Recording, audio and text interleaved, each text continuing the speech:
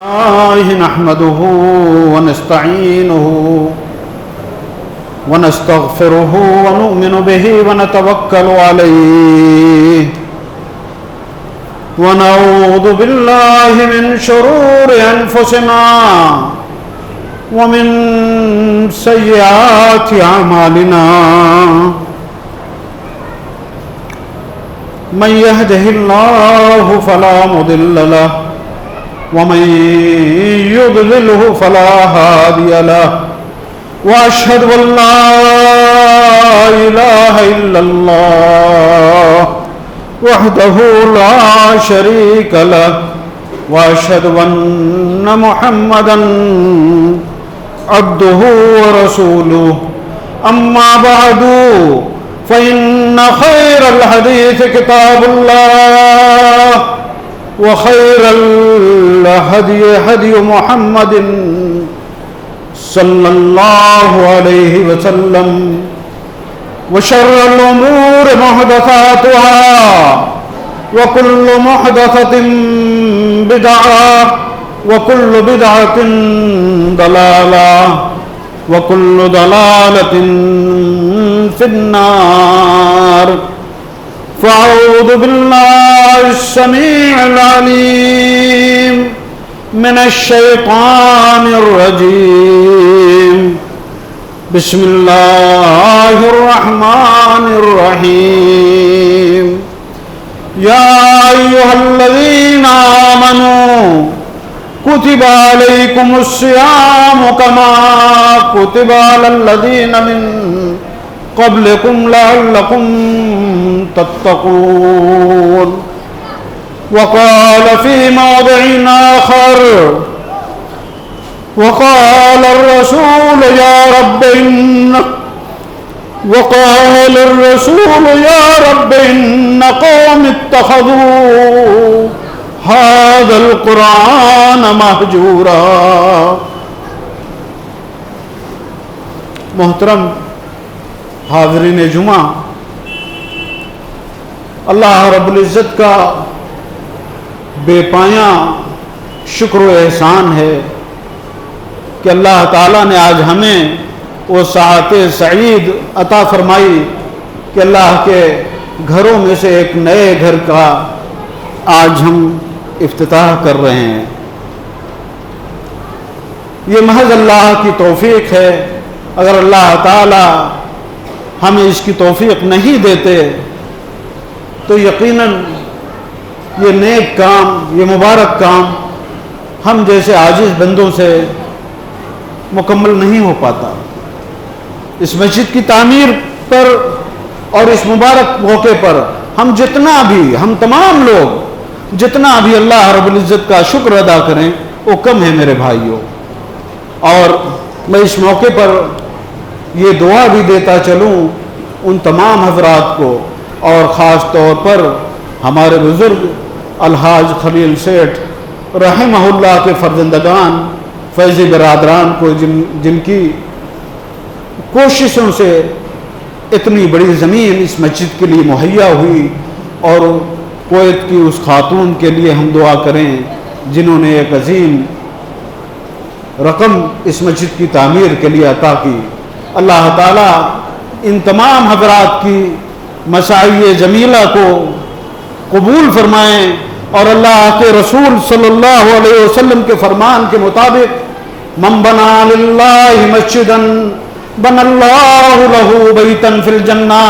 کہ جو شخص اللہ کے لیے مسجدوں کی تعمیر کرتا ہے اللہ تعالیٰ اس کے لیے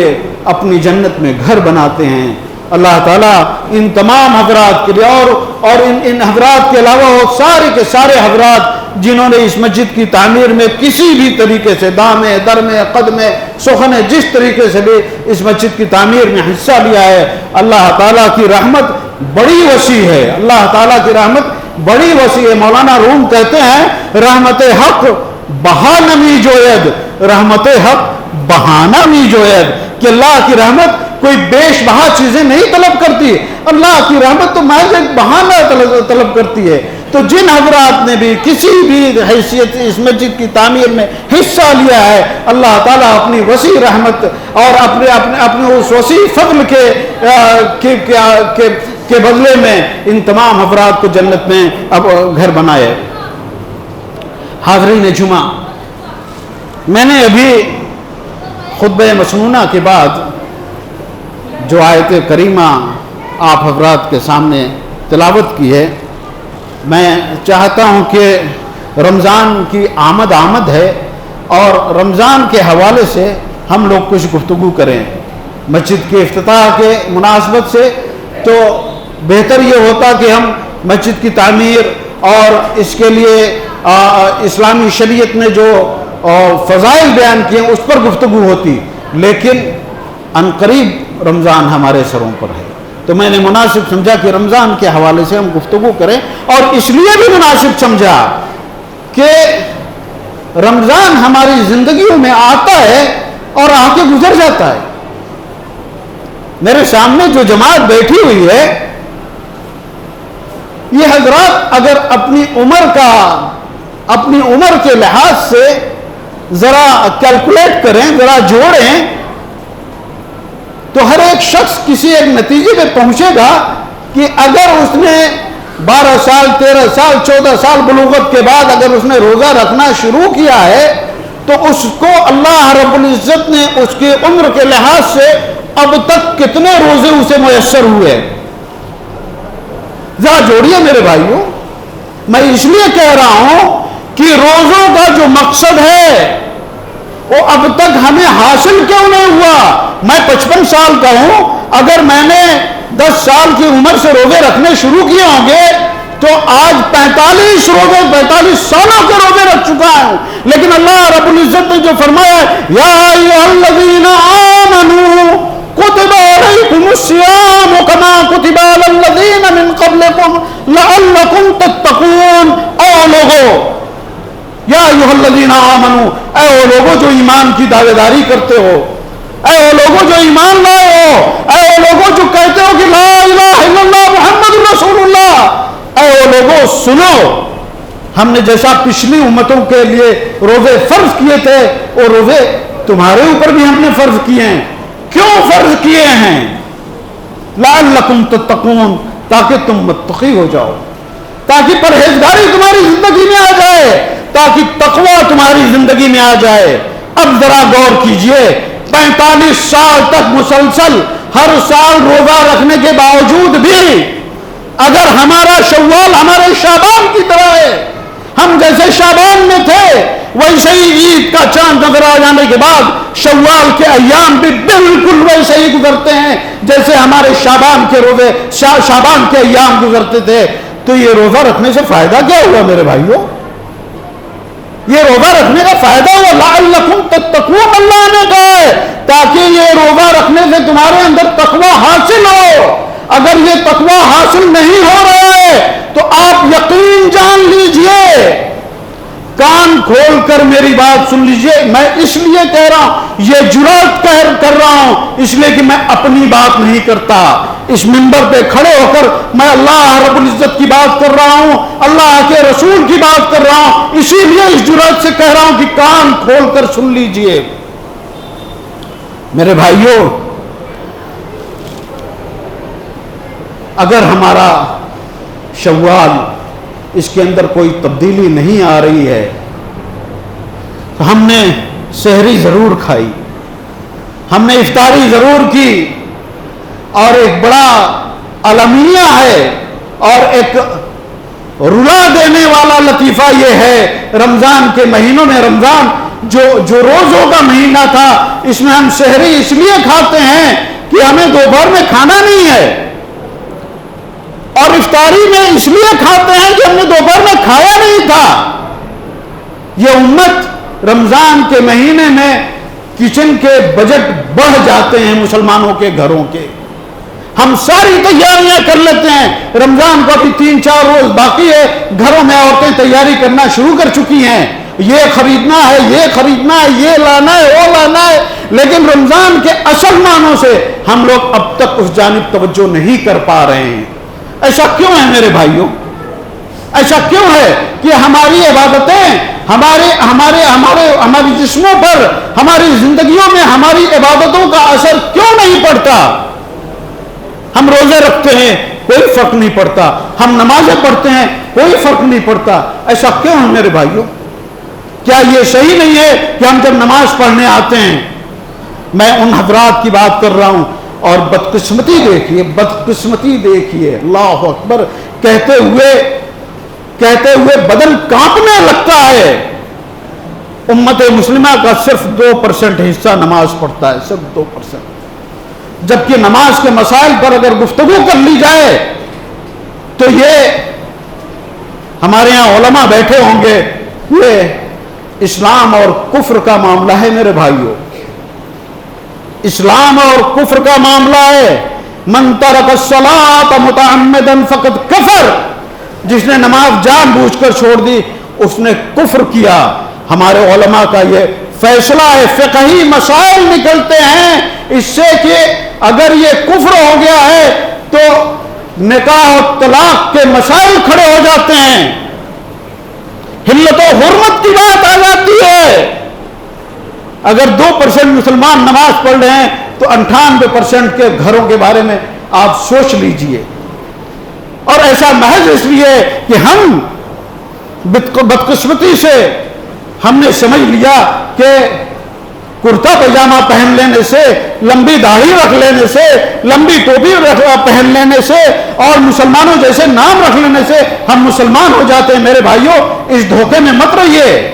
اس دھوکے میں مت رہیے جب تک ہم لوٹ کر دین اسلام کی اس بنیاد کی طرف نہیں آئیں گے جس میں ہم دین کو مکمل طور پر سمجھ نہ سکیں، تب تک ہمارے یہ اعمال ہماری زندگیوں پہ کوئی اثر نہیں ڈال سکتے. ہم نہیں جانتے کہ روزہ کیوں رکھا جاتا ہے، روزے کی مشروعیت کی کا سبب کیا ہے. ہم نہیں جانتے کہ نماز کیوں پڑھی جاتی ہے، نماز کیسے پڑھی جاتی ہے وہ بھی ہم نہیں جانتے. ہم نے دیکھا کہ ہمارے گھر میں ابا یہاں نیت باندھ کے نماز پڑھتے ہیں، ہم یہاں نیت باندھ کے نماز پڑھنے لگتے ہیں. ہم نے دیکھا کہ گھر میں ہمارے ابا ایسے نماز پڑھتے ہیں، ہم نے ایسے نماز پڑھنا شروع کر دیا. ہم نہیں جانتے، ہم سمجھ ہی نہیں سکے کہ نماز جب بندہ یہاں کھڑا ہوتا ہے تو اس کی کنیکٹیوٹی، اس کا تعلق، اس کا رابطہ اللہ رب العزت سے ہو جاتا ہے.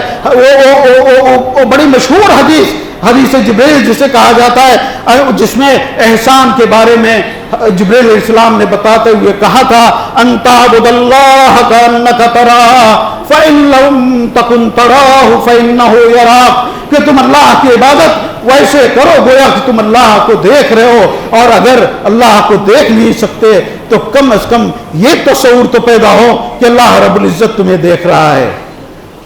میرے بھائیوں، ہم میں سے کتنے حضرات نماز کی اس حقیقت کو پہنچتے ہیں؟ ہم میں سے کتنے حضرات جب کھڑے ہوتے ہیں اللہ اکبر کہہ کے اور الحمدللہ رب العالمین الرحمن الرحیم پوری سورہ فاتحہ پڑھ جاتے ہیں، کتنوں کو یہ احساس ہوتا ہے کہ جب وہ الحمدللہ رب العالمین کہتا ہے تو عرش پہ اس کا رب اللہ تعالیٰ، ذرا تصور کیجئے،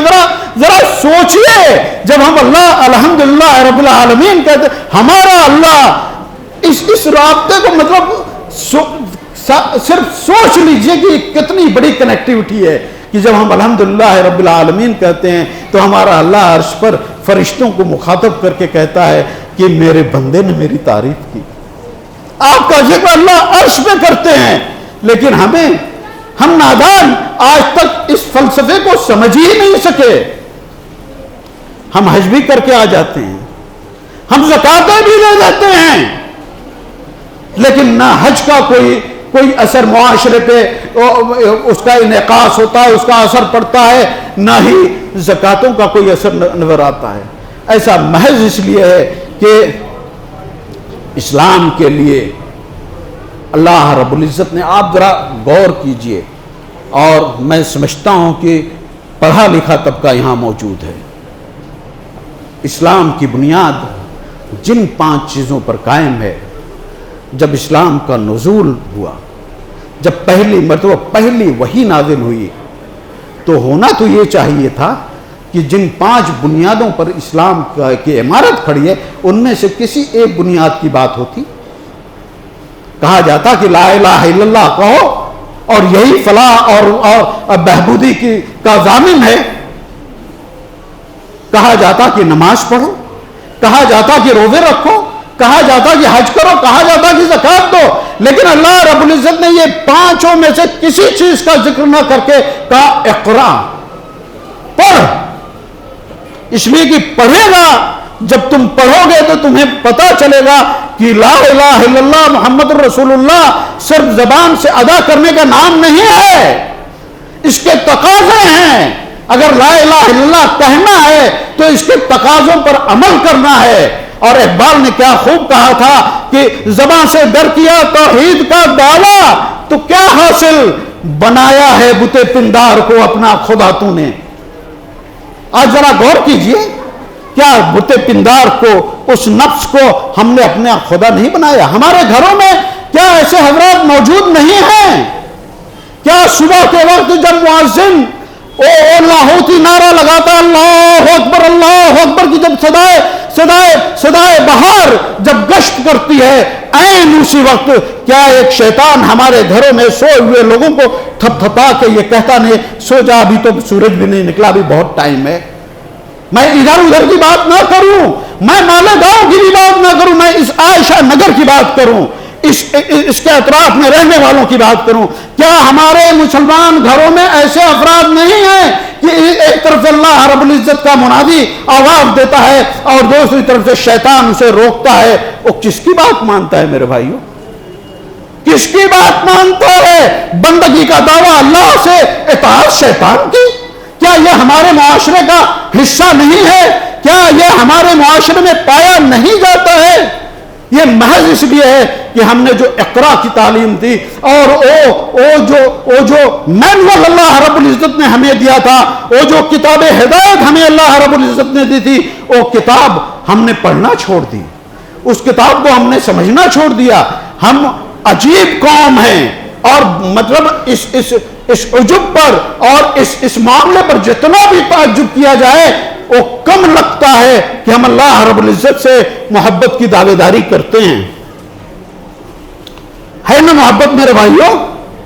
اور سب کا سر ہلے گا، سب کہیں گے ہے، لیکن اس محبت کا فلسفہ مجھے ذرا کوئی سمجھائے کہ محبوب سے محبت بھی ہے اور محبوب کا کلام سمجھنے کی ضرورت بھی میں نہیں محسوس کرتا. کبھی چاہت بھی نہیں ہوتی کہ میرا محبوب مجھ سے کیا کہہ رہا ہے، ذرا سمجھو تو صحیح، ذرا سوچو تو صحیح. آخر کو میں نے محبت کی دعوے داری کی ہے، آخر کو اس کا کلمہ کڑا ہے، آخر کو لا الہ الا اللہ کہہ کے اس کے آگے اپنا سر جھکایا ہے. ذرا دیکھو تو میرا محبوب مجھ سے کیا کہہ رہا ہے. کبھی یہ احساس بیدار ہوتا ہے میرے بھائیوں؟ اور اس احساس کی کمی نے، یہ احساس چونکہ بیدا نہیں ہوتا، اس لیے ہم نہیں جان سکے کہ ہماری نمازیں کیسی ہونی چاہیے، اس لیے ہم نہیں جان سکے کہ ہمارے روزے کیسے ہونے چاہیے، اس لیے ہم نہیں جان سکے میرے بھائیوں کہ ہماری زکوٰۃ اور ہمارے حج کیسے ہونے چاہیے. ہم اگر پڑھتے ہم اس کتاب ہدایت کو اگر اپنی بصیرت کی آنکھوں سے پڑھتے، اگر اسی محبت کے جذبے سے پڑھتے کہ یہ میرے محبوب کا کلام ہے، اگر یہ سمجھ کے پڑھتے کہ یہی میرے لیے مینول اور کتاب ہدایت ہے، تو یقین مانیے میں اس منبر پہ کھڑے ہو کر اللہ رب العزت کی قسم کھا کے کہتا ہوں کہ مسلمان آج بھی اس دنیا کی قیادت و سیادت کرتے رہتے جیسا کہ ہمارے اسلاف نے کر کے دکھایا تھا. افسوس صد افسوس، مسلمانوں نے اس کتاب ہدایت کو چھوڑ دیا، اور چھوڑنے سب سے بڑی جو غلطی میں دیگر حضرات سے گزارش کروں گا کہ جمعہ کا خطبہ ہو رہا ہے، برائے کرم مسجد کا احترام کریں اور خاموش رہیں. میرے بزرگوں اور بھائیوں، میں یہ کہہ رہا تھا کہ اگر ہم قرآن مجید کو سمجھتے رہتے تو ہمیں یہ احساس ہوتا کہ ہماری نماز کیسی ہونی چاہیے. نماز کے بارے میں قرآن مجید کا واضح پیغام ہے، واضح. میں نے کہا تھا کہ اس منبر سے میں اپنی بات نہیں کہوں گا، قرآن اٹھائیے. قرآن کہتا ہے ان الصلاۃ تنہی عن الفحشاء والمنکر، نماز فحش اور منکر کام سے روکتی ہے. نماز فحش اور منکر کام سے روکتی ہے. کیا یہ ہمارا مشاہدہ نہیں ہے کہ ہمارا مصلی، اس مسجد میں آنے والا، نماز ادا کرنے والا شخص مسجد کے گیٹ پہ بیڑی کا آخری کش پھینکتا ہے اور آ کر یہاں نماز پڑھتا ہے، باہر نکل کے پھر بیڑی پینے لگتا ہے، جھوٹ بولتے ہوئے آتا ہے، نماز پڑھتا ہے، باہر جا کے پھر جھوٹ بولنے لگتا ہے، غیبت کرتے ہوئے آتا ہے، نماز پڑھتا ہے، باہر جا کے پھر غیبت کرنے لگتا ہے، اس نے کون سی نماز پڑھی ہے؟ جبکہ قرآن مجید کہتا ہے ان الصلاۃ تنہی عن الفحشاء والمنکر، نماز فحش اور منکر کام سے روکتی ہے۔ ہم نے عبادتوں کو رسم بنا لیا ہے، نماز ہم پڑھتے ہیں تو محض اٹھنے بیٹھنے کو ہم نے سمجھ رکھا ہے کہ یہ نماز کی ادائیگی ہو رہی ہے۔ اللہ کے رسول صلی اللہ علیہ وسلم مسجد نبوی میں تشریف فرماتے، دیکھیے میں دور نبوی کی بات کر رہا ہوں، اللہ کے رسول صلی اللہ علیہ وسلم موجود تھے، مسجد میں موجود تھے، ایک صحابی آئے اور مطلب اس حدیث کی روح سے ایسا لگتا ہے ابھی نیا انہوں نے اسلام قبول کیا تھا، ابھی ان کو نماز کے احکامات اور نماز کیسے ادا کی جائے وہ معلوم نہیں، آ کے نماز پڑھ کے جانے لگے تو آپ صلی اللہ علیہ وسلم نے کہا ارجع فصلی فإنک لم تصلی، دوبارہ جا کے نماز پڑھو اس لیے کہ تم نے نماز نہیں پڑھی ہے، تم نے اٹھک بیٹھک ضرور کی ہے، اٹھک بیٹھک کا نام نماز نہیں ہے، اٹھک بیٹھک کا نام نماز نہیں ہے میرے بھائیو۔ نماز ان تعبد اللہ کأنک تراہ فإن لم تکن تراہ فإنہ یراک، نماز کو آپ کو احساس ہونا چاہیے کہ آپ کا اللہ، آپ کا رب آپ کو دیکھ رہا ہے۔ ذرا تصور کیجئے، ذرا آپ اپنی پریکٹیکل لائف میں دیکھیے، ابھی کسی منسٹر کے پاس جانا ہو جسے پیشاب پخانے کی تمیز نہیں ہوتی ہے تو یوں کپڑا سیدھا کرتے رہتے ہیں، ٹائی صحیح کرتے رہتے ہیں، اٹینشن کھڑے رہتے ہیں، ایک ایسے شخص کے سامنے جسے میں یقین سے کہتا ہوں پیشاب پخانے کی تمیز نہیں ہے اور یوں اٹینشن رہتا ہے انسان، اللہ رب العزت کے سامنے کھڑا ہوتا ہے اور اسے ذرا احساس نہیں ہوتا، ایک مچھر کا کاٹنا اسے مجبور کر دیتا ہے یوں کرے، ادھر داڑھی کھجائے، ادھر بال کھجائے، نماز بھی پڑھ رہا ہے، کھانس بھی رہا ہے، معلوم نہیں کیا کر رہا ہے۔ یہ ایسا محض اس لیے ہو رہا ہے کہ دین کو ہم نے سمجھا نہیں ہے، دین کو ہم نے جانا نہیں ہے، دین کو ہم نے پہچانا نہیں ہے، دین وراثت میں ہم کو مل گیا ہے اور ہم نے سمجھ لیا کہ جو کچھ ہو رہا ہے بس اسی کا نام اسلام ہے۔ اسلام اس کو نہیں کہتے، کسی دھوکے میں مت رہیے گا میرے بھائیو، کسی دھوکے میں مت رہیے گا، اسلام محض نام نہیں ہے، اسلام ایک پریکٹیکل دین ہے، ایک ایسا دین ہے جو 24 گھنٹہ آپ کا مراقبہ کرتا ہے، 24 گھنٹہ آپ کے اوپر نظر رکھتا ہے۔ اسلام وہ دین ہے جو آپ کو بازاروں میں چلنے پھرنے کا ڈھنگ بتاتا ہے، اسلام وہ دین ہے جو بیع و شراء، خرید و فروخت کے احکام سکھاتا ہے، اسلام وہ دین ہے جو پڑوسیوں کے حقوق آپ کو دیتا ہے، اسلام وہ دین ہے جو گھروں میں عورتوں کے ساتھ، اپنی بیویوں کے ساتھ، اپنے بچوں کے ساتھ، اپنے خاندان والوں کے ساتھ رہنے کا ڈھنگ سکھاتا ہے۔ پل پل کا نام اسلام ہے، لمحے کا نام اسلام ہے، 24 گھنٹے میں ایک پل بھی ہے آپ سوئیں تو کیسے سوئیں یہ اسلام آپ کو سکھاتا ہے، آپ اٹھیں اگر دیکھیے یہاں تک سکھاتا ہے کہ اگر سوتے میں آپ کی نیند کھل گئی تو آپ کو کیا کرنا ہے، آپ صبح اٹھیں تو آپ کو کیا کہنا ہے، کیا کرنا ہے اور کیا کہنا ہے۔ اسلام اور آج کا مسلمان بدقسمتی سے روایتی مسلمان بن گیا ہے، اس نے قرآن کو سمجھا نہیں، قرآن جانتا تو میں نے خطبہ مسنونہ کے بعد جو دوسری آیت پڑھی تھی، وقت گزرتا جا رہا ہے، میں میرے بھائیوں اس عظیم، بہت ہی عظیم بات کی طرف اشارہ کرنا چاہتا ہوں اور پھر میں کہوں گا کان کھول کر سن لیجیے، اور یہ جرأت کہیں گے کہ بڑا عجیب شخص ہے، ہم کو کہہ رہا ہے کہ کان کو، میرے بزرگ یہاں بیٹھے ہوئے ہیں، ہم سے کہہ رہا ہے کہ کان کھول کر سن لیجیے، لیکن میرے بھائیوں وقت ہے، کہنا چاہیے اور بار بار کہنا چاہیے اور بغیر کسی جھجک کے کہنا چاہیے، اسی جرأت رندانہ کے ساتھ ہی بات کہنی چاہیے کہ میرے بھائیوں دھوکہ مت کھاؤ، دھوکے میں مت رہو، اپنی زندگیوں کا احتساب کرو۔ خطبہ مسنونہ کے بعد جو میں نے آیت پڑھی تھی، ذرا اس آیت کو سنو، رونگٹے کانپ جاتے ہیں میرے بھائیوں، رونگٹے کانپ جاتے ہیں۔ وقال الرسول یا رب ان قوم اتخذوا هذا القرآن مہجورا، قیامت کے دن جب نفسا نفسی کا عالم ہوگا، یوم یفر المرء من اخیہ وامہ وابیہ وصاحبتہ وبنیہ لکل امرئ منہم یومئذ شأن یغنیہ، क़यामत का माहौल मेरे भाइयों, भाई भाई का नहीं होगा, बेटा बाप का नहीं होगा, माँ अपने बच्चों की नहीं होगी, बाप अपने बच्चों का नहीं होगा, नफ्सा नफ्सी का आलम होगा। ऐसे में अल्लाह के रसूल सल्लल्लाहु अलैहि वसल्लम अल्लाह के हुजूर सजदे में दुआ करते रहेंगे। अल्लाह ताला अपने हबीब मुहम्मद रसूलुल्लाह सल्लल्लाहु अलैहि वसल्लम से कहेंगे कि इरफा रासक सल तोता, कि ऐ मेरे हबीब अपना सर उठाओ, मांगो दिया जाएगा, जो मांगोगे दिया जाएगा। और अल्लाह के रसूल सल्लल्लाहु अलैहि वसल्लम उस दिन उम्मत के बहुत सारे खुशनसीबों के लिए शिफाअत करेंगे। अल्लाह ताला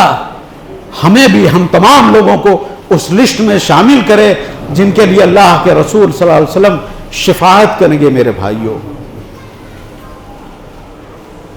सुनिए, अब सुनिए मेरी बात। जिस वक्त अल्लाह के रसूल सल्लल्लाहु अलैहि वसल्लम अल्लाह के हुजूर अपने बहुत सारी उम्मतियों की शिफाअत करेंगे, उसी वक्त एक शिकायत भी करेंगे। और वो शिकायत मैंने अभी कुरान की आयत, वक़ाल रसूल या रब इन्न कौम इत्तखज़ू हाज़ल कुरान महजूरा, कि मेरे रब, मेरे कौम ने इस कुरान को छोड़ रखा था। जरा सोचिए, ये मजलिस में जितने लोग बैठे हैं, जहां तक मेरी आवाज जा रही है, जरा सोचें कुरान से आपका रिश्ता कहां तक है। इब्न क़य्यिम रहमहुल्लाह महजूर की तफसीर बयान करते हुए कहते हैं कि महजूर का इतलाक उस शख्स पर भी होगा जो 3 दिन तक मुसलसल कुरान न पढ़े। जो शख्स 3 दिन तक मुसलसल कुरान न पढ़े, उसका इतलाक महजूर पर होगा। तो हम जो शिफाअत के तलबगार हैं, कहीं ऐसा ना हो मेरे कौम के लोगों, मेरे भाइयों, मेरे अजीजों, सोचो कहीं ऐसा ना हो कि हमारा नाम उन शिफाअत होने वालों की लिस्ट में ना होकर उन हज़रात की लिस्ट में हो जिनके बारे में अल्लाह के रसूल सल्लल्लाहु अलैहि वसल्लम अल्लाह के हुजूर शिकायत करेंगे। हर शख्स अपने आप को देख सकता है, हर शख्स जानता है खूब अच्छी तरीके से। मैं तो अगर कहूं, और चूंकि जुमा का दिन है, जुमा के इस मिंबर पे मैं बैठा हूं, मैं सवालों जवाब नहीं कर सकता, यहां नीचे खड़े रहता तो एक एक से पूछता, आज आपने कुरान पढ़ा है? आज आपने कुरान पढ़ा है? अपने आप में जवाब दे लीजिए, कह दीजिए कि हाँ पढ़ा है, कह दीजिए कि नहीं पढ़ा है। और अगर नहीं पढ़ा है तो सोच लीजिए, अपना नाम उस लिस्ट में अगर मौजूद है, उस लिस्ट से नाम कटवाने की अभी से अभी इरादा कर लीजिए कि नहीं है अल्लाह, नहीं नहीं, अब नहीं। मैं आज ये अहद करता हूं, इसी वक्त ये अहद करता हूं कि तेरे इस कुरान को मैं अपने दिल की बहार बनाऊंगा। इस कुरान से अपने रिश्ते को मैं बहुत मजबूत से मजबूत तर करूंगा। इस कुरान को मैं तेरी जुबान में पढ़ूंगा, इस कुरान को मैं अपनी जुबान में समझूंगा, ये मैं अपना प्रोग्राम बनाऊंगा। अगर हम ऐसा कर लेंगे, हमें एहसास होगा कि हमने ला इलाहा इल्लल्लाह कहा है, हमें एहसास होगा कि हमने मुहम्मद रसूलुल्लाह कहा है, हमें ये एहसास होगा कि हम मुसलमान हैं। हमें ये तालीम मिलेगी कि हम बाजारों में कैसे रहें, हमें ये तालीम मिलेगी कि हम अपने कारखानों और फैक्ट्रियों में कैसे रहें, हमें ये तालीम मिलेगी कि हम अपने लूम में कैसे करें, हमें ये तालीम मिलेगी कि हम अगर मजदूरी करते हैं तो कैसे मजदूरी करें, हमें ये तालीम मिलेगी कि अल्लाह ने अगर मजदूरों के ऊपर हमें रखा है तो हमें कैसे रहना पड़ेगा। और इस कुरान की बाबत मैं एक दुआ बहुत अक्सर और बेशतर ये दुआ दोहराता हूं, और आज के इस खुतबे का इख्तिताम भी उसी दुआ से करूंगा। कुरान अजीम हज़रत आयशा रज़ियल्लाहु ताला अन्हा से लोगों ने पूछा कि अल्लाह के रसूल सल्लल्लाहु अलैहि वसल्लम की हयात तय्यबा कैसी थी। आप हज़रत आयशा रज़ियल्लाहु ताला ने फरमाया, आपकी जिंदगी मुकम्मल तौर पर कुरान का आईना थी। आपका पूरा 24 घंटे का मामूल कुरान और कुरान था। इसके बावजूद अल्लाह के रसूल सल्लल्लाहु अलैहि वसल्लम बड़े ही पुरसोज अंदाज में, बहुत ही रुला देने वाले आवाज के साथ अल्लाह रब्बुल इज्जत से दुआ करते हैं कि अल्लाहुम्मा इन्नी अब्दुका वब्नु अब्दिका वब्नु अमतिका नासियती बियदिका मादिन फी हुक्मुका अदलुन फी क़दाउका اسألک بکل اسم هو لک سمیت به نفسک او انزلته فی کتابک او علمته احدا من خلقک ان تجعل القرآن ربیع قلبی وجلاء حزنی وذہاب ہمی۔ اے اللہ میں تیرا بندہ، میں تیرے بندے کا بیٹا، میں تیری لونڈی کا بیٹا، اسألک بکل اسم ہوا لکا، میں تیری اس سارے اسماء جلیلہ کو واسطہ بنا کر تجھ سے دعا کر رہا ہوں کہ اللہ تو اس قرآن کو میرے دل کی بہار بنا دے، اس قرآن کو میرے دل کی بہار بنا دے۔ آئیے میرے حضرات آج یہ عہد کریں،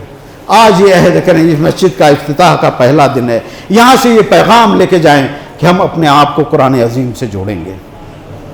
ہم اپنے آپ کو قرآن عظیم سے جوڑیں گے۔ ہم اگر اللہ رب العزت سے محبت کا دعویٰ رکھتے ہیں تو اس دعوے کو سچ کر دکھائیں گے، اور آج ہی سے اپنے محبوب کی باتوں کو سمجھنے کی طرف رجوع کریں گے، اس کو سمجھنے کی کوشش کریں گے۔ اللہ رب العزت سے دعا ہے کہ اللہ تعالی ہمیں قرآن کو سمجھنے اور اس پر عمل کرنے کی توفیق عطا فرمائے۔ وآخر دعوانا ان الحمدللہ رب العالمین۔